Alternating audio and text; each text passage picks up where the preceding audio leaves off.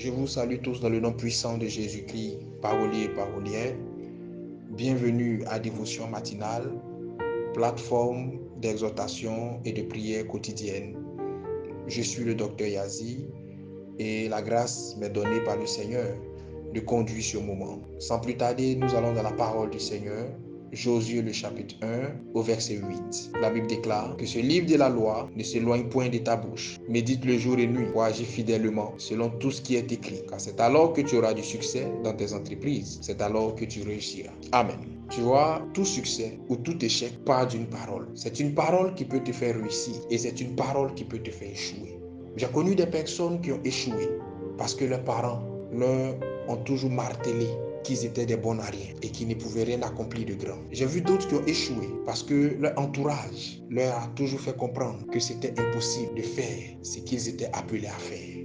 Il y a une chose qui est capable de permettre à un homme de réussir. Car cette chose-là appelle en cet homme la foi. C'est en cela que la Bible déclare que la foi vient de ce qu'on entend. Et ce qu'on entend vient de la parole de Dieu. Cette chose, c'est la parole de Dieu.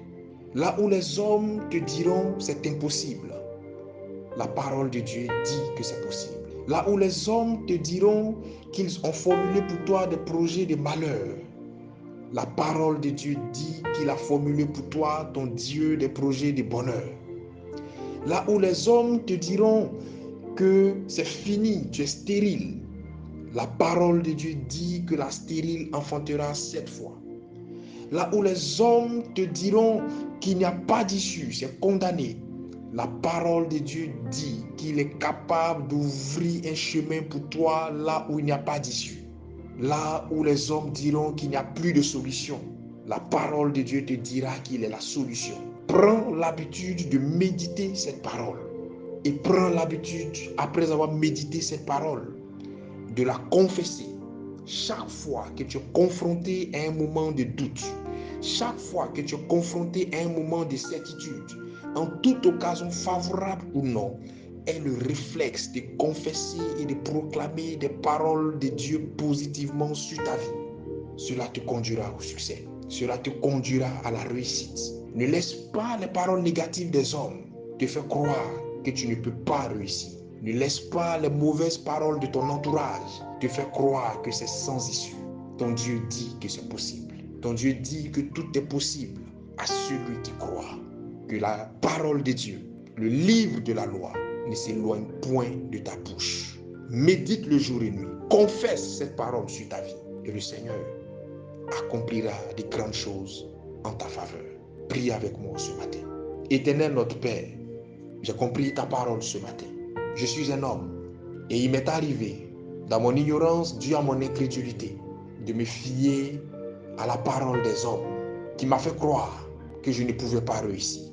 Je me suis fié à la parole des hommes qui m'a fait croire que je ne pouvais pas enfanter, que je ne pouvais pas guérir, que je ne pouvais pas prospérer.